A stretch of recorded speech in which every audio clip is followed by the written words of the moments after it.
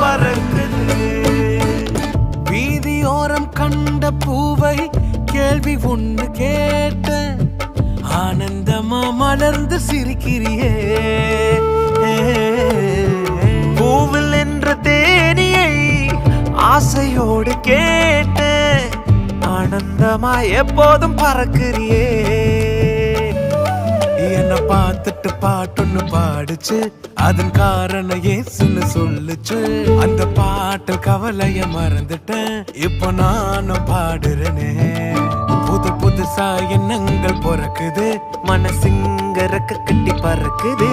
ஆனந்த தாமரை பூக்குது, வர்ணிக்க முடியலையே. உன்னை நினைச்சாலே